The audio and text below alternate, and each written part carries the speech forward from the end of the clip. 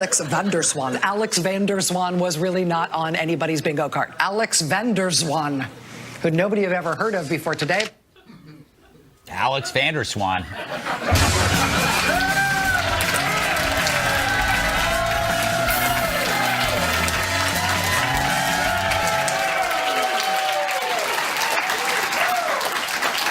He came, he saw, he checked out his hair. By the way, what a nice picture that is. Look at that. I'd love to watch that guy speak. Oh, boy. Let's see.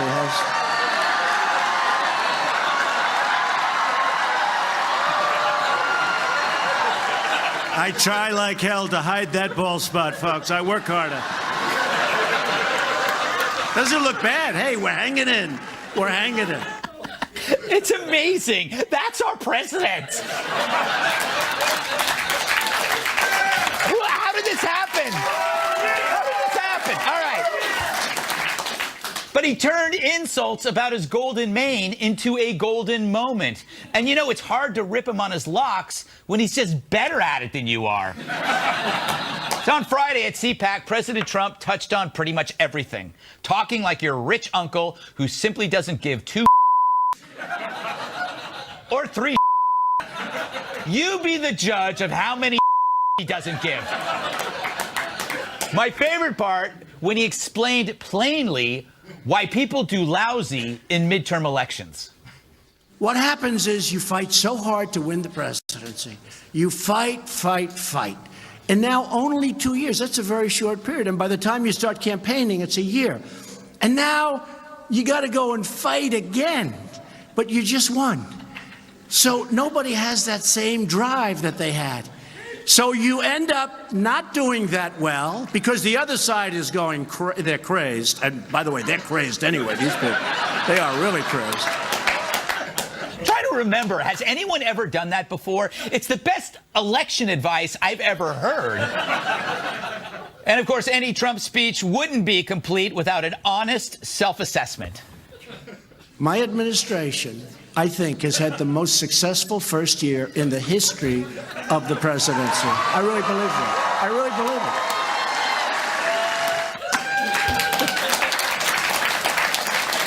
it. You know, always point to a guy in the audience after you make a good point.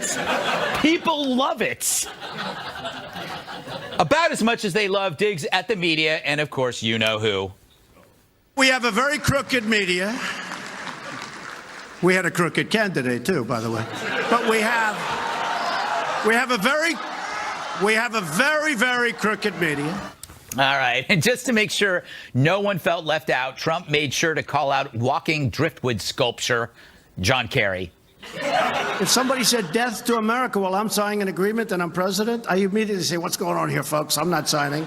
What's going on? They just kept going. Kerry may be the worst negotiator I've ever seen. The worst. Everything's the worst. Or a disgrace. Finally, if there was any doubt about the border wall, he got right to the point. Don't worry, you're getting the wall. Don't worry, okay? I heard some. You know, if Donald Trump is Van Halen, then Build the Wall is his Hot for Teacher. But you got to ask yourself, why is this so entertaining and so refreshing? I mean, sure, it's totally populist, filled with red meat galore, with obvious go-to applause lines for a ready-made audience. But there's more to it than that. Trump's good at taking slings and arrows directed at him and then turning them into armor. And in a world where the left is heading straight into the humorless void of identity politics, where all jokes go to die, we have a guy charging in the opposite direction into the other world known as fun. He's also an historical first. I call it an entertainer-in-chief. He wanted two things in life: to host a TV show where he could talk about stuff, but also be president. At 71, he managed to combine both. No wonder he's having a ball. And that's my final point. He is having a ball. And maybe so should you. For now.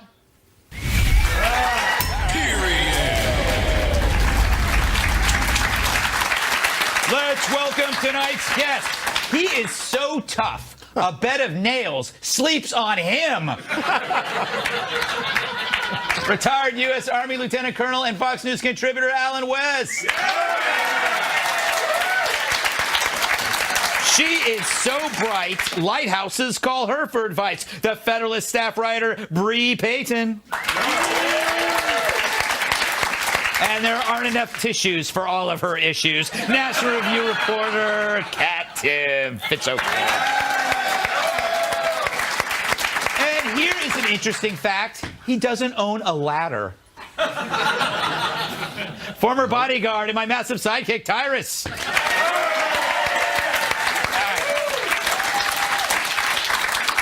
Colonel West, what impressed you most about his CPAC speech? Any highlights for you?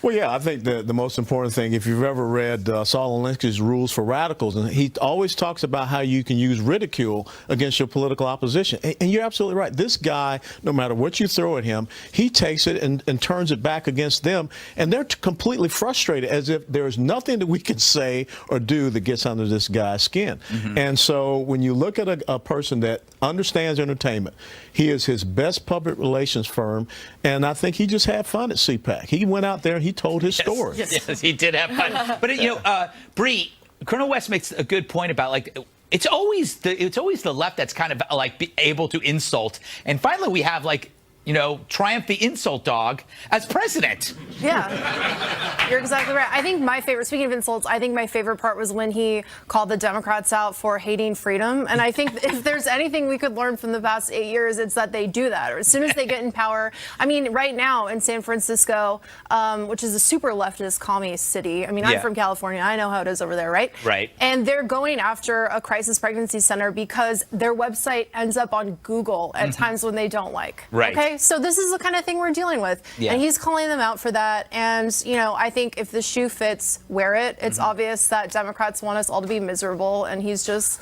speaking the truth. Yeah, he just doesn't care, Kat, about any. He even said before he did that snake poem that I know that you loved, that he says, I know people aren't going to like this, but I don't care if they don't like it.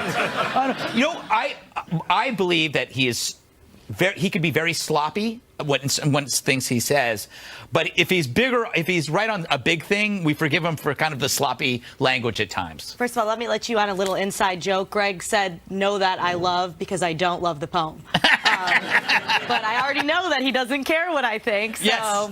I painted you into a corner. Right, absolutely. This was just a classic Trump to the base speech. Right. It had everything. It had the wall. He managed to throw in a crooked Hillary there, pretty much. Yes, that took some talent. Yes. Talking about immigration, talking about the economy, and then of course doing the thing where he stops and leans to the side and waits for people to clap for him. Yeah.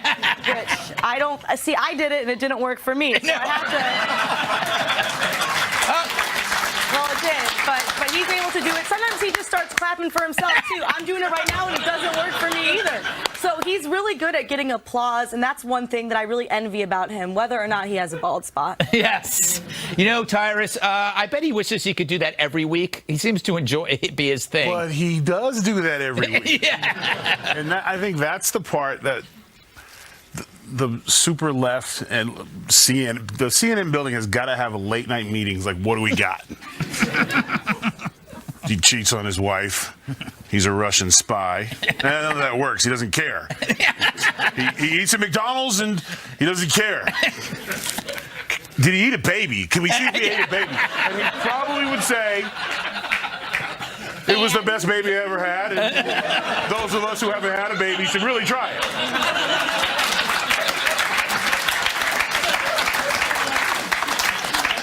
I don't know what to make of that. I will say this.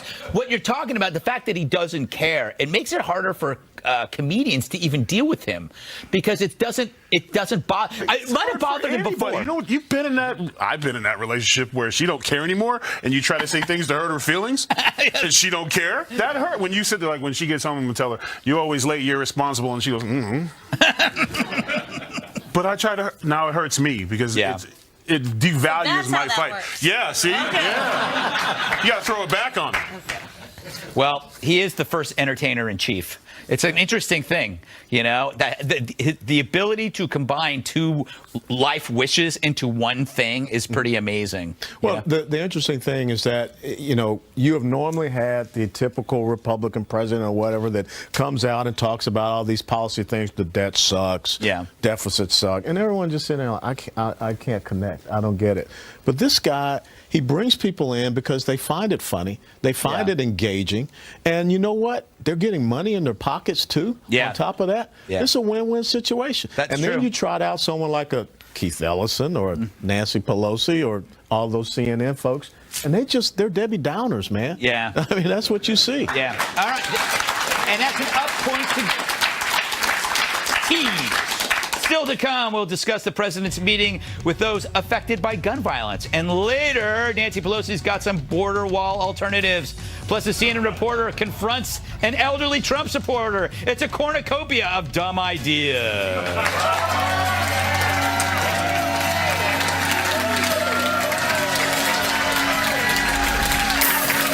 Sunday on Scandalous, The Star Report, and The Deposition Go Public. Why should the President of the United States be treated differently? Plus, a rocky road on the path to impeachment. Catch a special 2-hour block of Scandalous Sunday on Fox News Channel.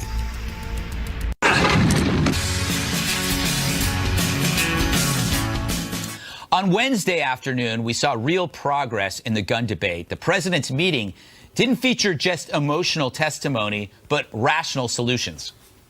In Israel, you have to be 27 years old to have a gun. You're only allowed one. They tax the guns. You have to go through significant training. When somebody shows signs of hurting themselves or someone else, you can take their gun away from them. They won't get past point one. They go through the metal detector. Their bag go through the machine. So it was pure civil discourse. Then came CNN's town hall, which wasn't. Can you tell me right now that you will not accept a single donation from the NRA in the future? Your comments this week and those of our president have been pathetically weak. But I want to explain to you why you would not. And I want to be allowed the opportunity, which is why I am here. Let me answer the question. Let me answer the question. You can shout me down when I'm finished, but let me answer Emma's question. That's a huge... Wait a second. Wait a second. You guys, if I can't hear her statement, I can't come up with a rebuttal. I don't know, CNN. If booing and heckling helps create dialogue, why not hand out tomatoes, too? But you got what you wanted, a Jerry Springer spectacle that widens the divide, undoing any goodwill made earlier that day. Fact is, if you wanted more people to buy guns, that did the trick. By treating the guests like guilty parties, suddenly a law-abiding person is a killer by association.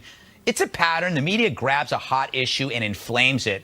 Remember their police shootings narrative? The media slathered that issue with emotion and half-truths, creating a recursive rage spiral. The result, the police ended up pulling back, and crime jumped in some cities.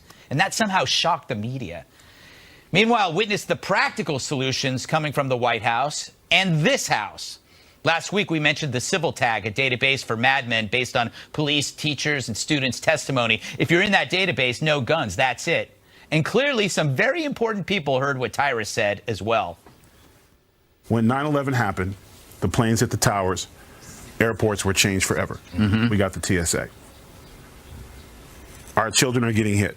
It's time to change the schools forever.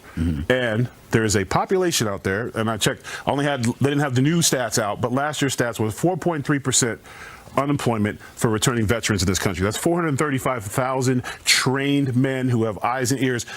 We need to have them at the schools. TSA needs to be at the schools. One way in, one way out. Boy, do we need that.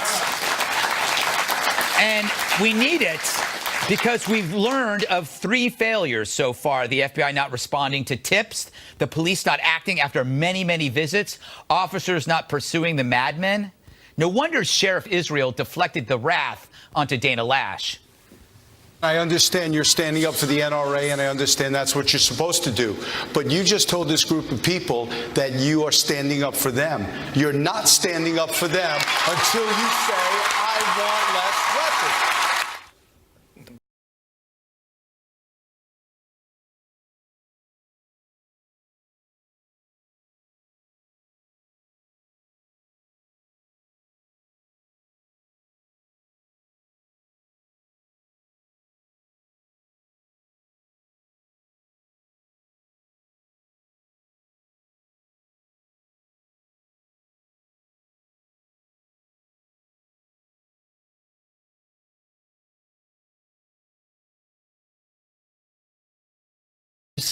Maybe CNN should have had more notes.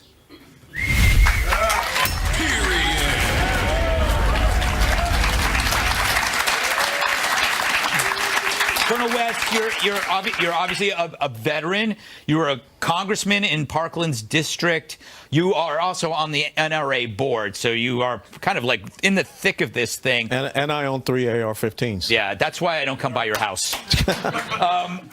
What do you make of this I mean, I felt that the White House meeting was cathartic, and then I got completely depressed and crushed when I watched the CNN event. When I look at that CNN debate and I see Sheriff Israel, he's in a lot of trouble because now we have come to find out that the sheriff's deputy that was there to protect that student, understand there was one school resource officer for a school of 3,000. His whole duty is to protect those students, and he failed in his job. Now, what's the criteria to have a school resource officer in the Broward Sheriff's Office? Furthermore, I guarantee you that Sheriff Israel knew about that surveillance video last week, Wednesday. And why are we just now finding out about it? What drives me crazy is that I think Sheriff Israel knew a lot of things at that town hall, and that's why he turned it on to Dana Lash, because there was also, I believe, that officer at the school also had been tipped off about this person before, which blows my mind. Tyrus, I swear after you made that suggestion last week, that I heard that suggestion almost verbatim all over the place about after 9/11. Please send your checks to Tyrus. No, look, that's just a common sense thing. I would have hoped there would have been more people like, yeah, you know what? But here's the thing. If you don't want solutions, you want arguments. And that's pretty much what we learned this week.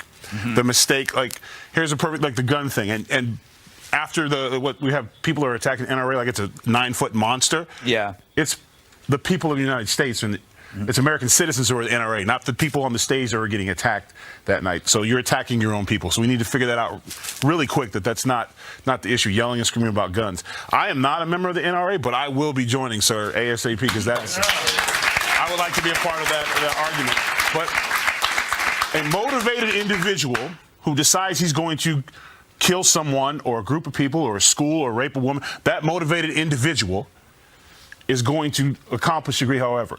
Unmotivated individual, in this case, is the deputy who had at least 2 firearms and a shotgun in his car.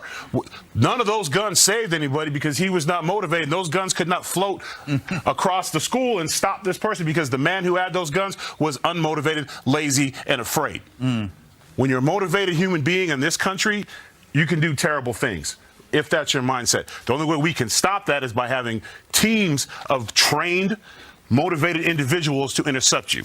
Period. There's no other way about it. Let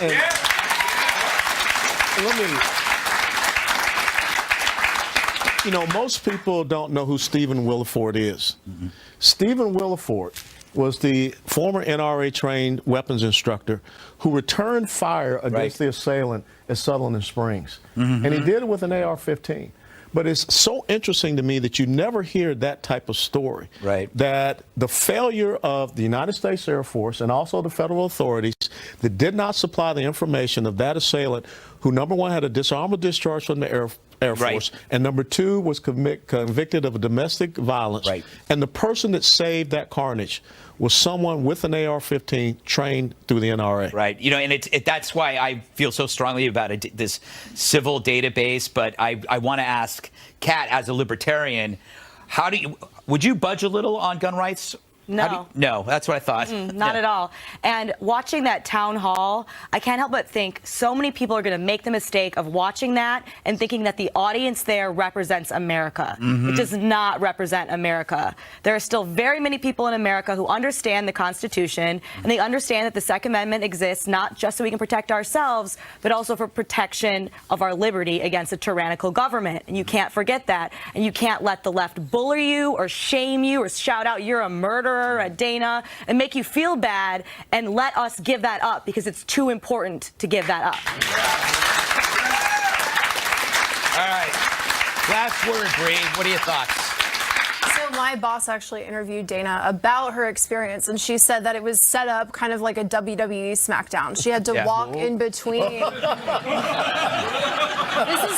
this is her account of what happened. Yeah. So they had kind of like theme music for each of the panelists that were coming out, and they had to walk out like between the audience. Oh, wow. And sit out on stage, and it was like this whole thing. And you could read her full remarks over at thefederalist.com and listen to, what she had to say about that. But, just the way that they set it up, it was very apparent that CNN was not about real solutions, as Tyra said. It was about creating this big, smackdown on TV for ratings. Yeah, it was the least attractive thing besides a mob is instigating a mob when it's because it's so easy to do. And it was like the CNN, it cemented a divide that meant it to be defrosted.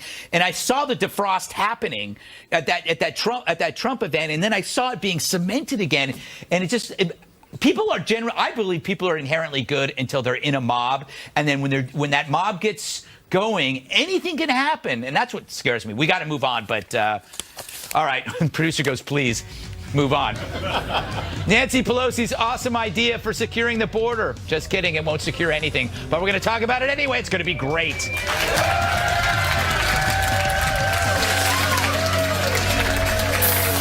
Headquarters, I'm Robert Gray. Another round of severe weather is pounding the nation's midsection. Already tonight, deadly tornadoes have been reported near the Kentucky and Tennessee state line. Severe flooding from heavy rain, melting snow and ice, prompting states of emergencies in parts of Missouri, Kentucky, and Ohio. Search and rescue teams are on standby in Kentucky to help those stranded. And in Indiana, officials are urging residents to evacuate after a levee breach along the long Kankakee River. Final goodbyes are underway for the Reverend Billy Graham. Earlier today, his body was returned to his hometown of Charlotte, North Carolina. People lined the streets as the 130-mile procession passed. It's all part of week-long services to honor the man known as America's pastor. Funeral services are next week. I'm Robert Gray. Now back to the Greg Gutfeld Show.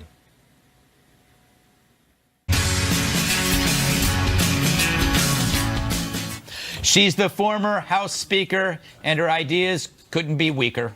I speak of Nancy Pelosi, who on Tuesday listed a number of measures she thinks could curb illegal immigration. Let's sit down and talk this through and see what makes sense, not some commitment to a promise that we're going to build a wall and Mexico's going to pay for it. That's never going to happen. But let's talk about where a more serious structure might be necessary, where fencing will do, where mowing the grass so that people can't be smuggled through the grass. And that's something about levees, technology, personnel. Mowing the grass. That's a policy plank I can get behind. What's next?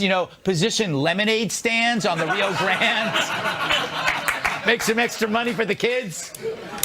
But maybe this mow the grass advice is the kind of battle cry that Democrats need to win big in 2018. It seems to be catching on. Just listen to this chant from one of her own latest town halls. Mow the grass! Mow the grass! Mow the grass! I'm telling you, it's their build the wall. I think there might even have some better ones. Hell no, we will mow! Hell no, we will mow! Hell no, we will mow! I don't think Pelosi expected her dumb idea to catch on so well. What do we want? Clippings! Where do we want them? Now! What do we want? Clippings! Where do we want them? Now! We're going to pound this joke into the ground. All right. Bree, I thought it was interesting that she acknowledged that illegal things happen on the border, and then she just went off the rails. Yeah, shocker. Yes. Nancy Pelosi went off the white rails. She's like your blind 90-year-old grandmother trying to use Facebook, but she's like that with everything. You know what I mean? Like just a few weeks ago, she was like, paychecks, how do they work? And here she is, border walls, mowing grass. She doesn't know how any of these things works, and this is probably my favorite thing that she does. Yes, Kat, is this cliched of me to say that this is a perfect comparison of Democrats to Republican, like the alpha versus the beta? Like you have Republicans going, build a wall, and Dems are going, mow the grass. Is that fair? The libertarian thing would be... I've got to give her some credit. Yes. Because I could not think of an idea that stupid if I thought all day long. I'm serious. I'm not a fan of the wall. No. I don't think the wall is going to happen because there just won't be enough votes for the wall. They're just not. Fences will probably be what would happen. I have the solution of removing the welfare incentives so we could save money twice. Oh, good point. That's what I would prefer to do, but... Instead of the wall, you go to the wallette. Yeah. We'll be right back. No, I'm kidding. All right, Tyrus, I think, okay, this is an interesting point. I think it's weird she associates cutting the lawn with Mexico. Now, if she were Republican,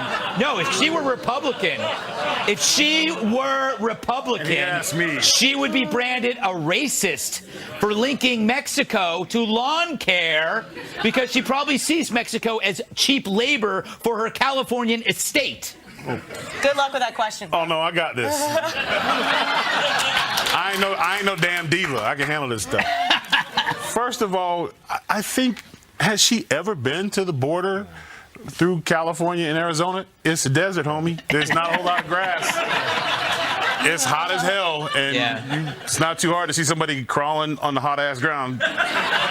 So that's one. And two, if... I'm trying to think who I can put this on. Somebody I like. If John McCain, who I love to death, came out and said, "Let's mow lawns."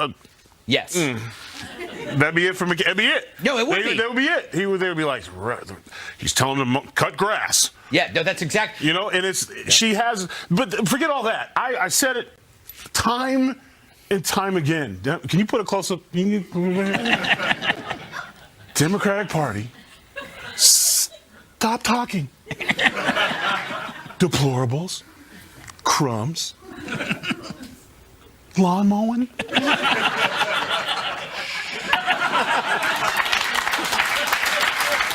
He's right.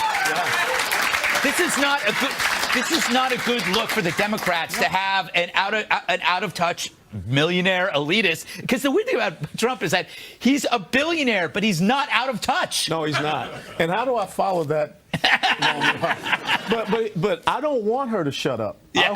I want Nancy Pelosi to continue to talk because she is making all the commercial advertisements for September and October and into November for the midterm election. That is true. No.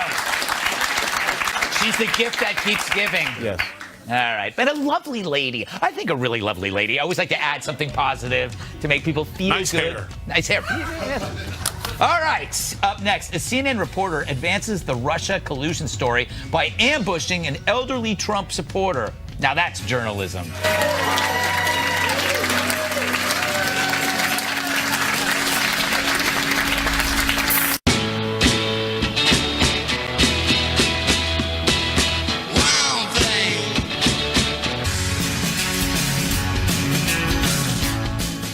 Oh, not again, CNN. So we know from that Mueller indictment that some pro and anti-Trump rallies were organized by the Russians and that Americans unwittingly participated, meaning they went, but they didn't know Russians were behind the event. We know this. Again, that's according to the federal indictment. So a Trump supporter's house and hounds her for promoting an event on Facebook that turns out was put on by the Russians. They were not Russians. I don't go with the Russians. That group was Russian. I have nothing to do with the Russians. Well, apparently you did. No. Maybe you didn't know it, but you did. Those people that were with me were all Trump supporters. Very, very much so. And all apparently following the direction of groups that were associated with Russians who were actually infiltrated. BS. And please report that. I don't believe that. That's I know all the people that were with me, okay? They were at my meetings. They're all Trump supporters, okay? Mm-hmm. But did you realize that you guys were in communication electronically with Russians? Me. Oh, my. What an Hey, bro, McCarthy, take it down a notch. Anyway, dude, your network, CNN, breathlessly covered the anti-Trump rallies that were held after the 2016 election. And guess who organized them? It wasn't Menudo. So instead of pointing fingers at the Russians who did all this, we're pointing fingers at each other, which is exactly what the Russians want. I just wish Russia would spend less time in our business and more time keeping their tanks upright.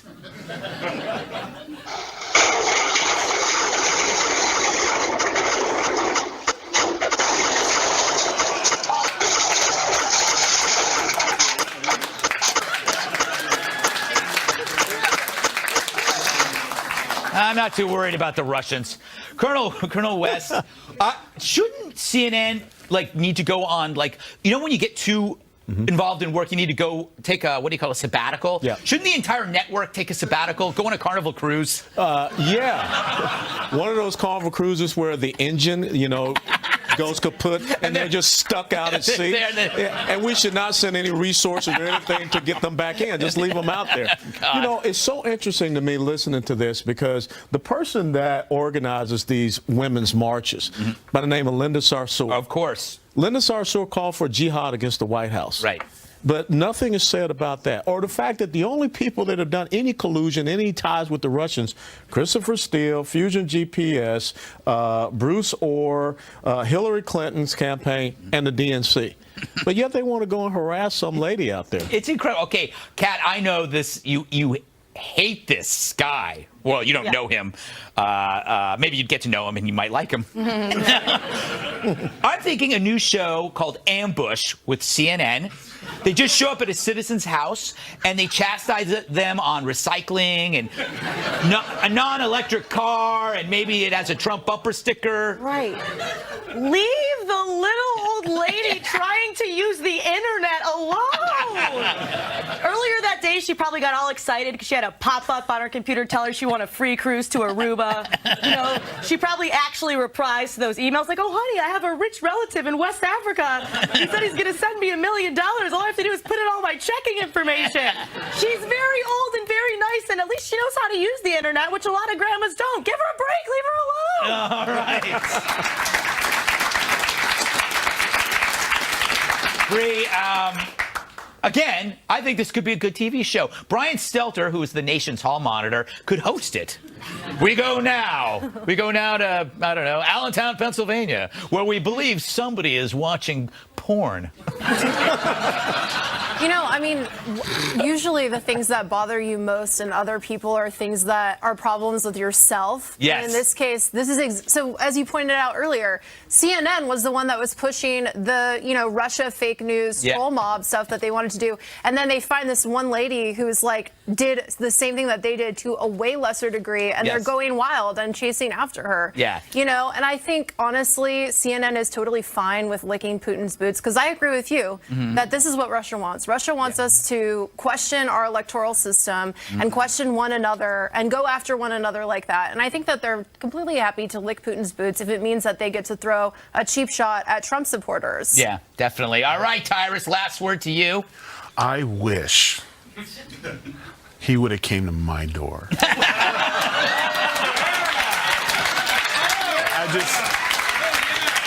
Let me see if I got this straight. This breaking news was to her and her 5 friends who were playing cribbage and decided to go online and fill out a survey saying that they supported the candidate Trump at the time. Yeah. That's your story. Yeah. Does it really matter where it came from? Yeah.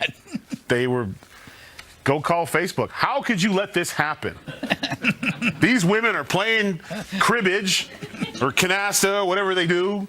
And you allowed Russians to send information to the computer. Go after Facebook. Yeah. Go after Google. Don't after the people that they saw information that they supported and that they believed in and was provided, because Russia was on everybody's team. Yeah. That was the thing. Everybody's team. They were sending all kinds of stuff out. So he probably belonged to something. Probably that online dating app he was on before he got there was probably by them. So he ain't so clean either. Yeah. I guarantee. Let's check your computer history, bruh. Yeah.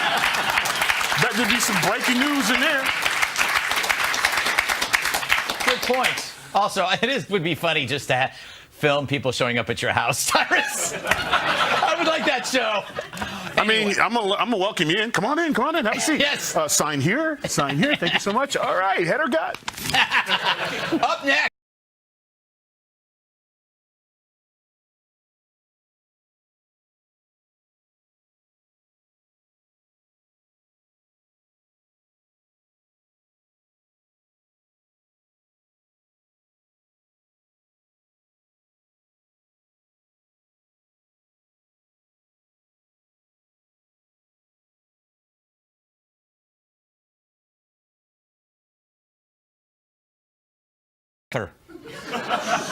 Red Stripe, I think they got him a new sled. Anyway, Then there was Elizabeth Swaney, the U.S.-born skier who competed for Hungary in the women's freestyle halfpipe without attempting a single trick. She gamed the system, competing in events where she had to finish in the top 30, but since most had less than 30 competitors, all she had to do was not fall. That's genius. Then, using her grandparents' Hungarian citizenship, she landed on Team Hungary. And finally, Norway took home the most overall medals, though it's still my second favorite Norwegian sports accomplishment after this.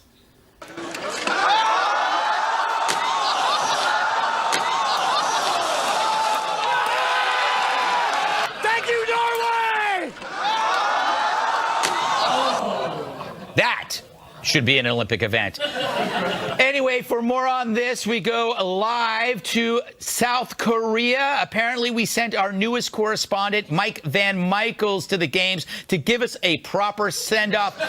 Mike, I had no idea that you were there. There's a lot you don't know about me, Greg. Goodbye forever.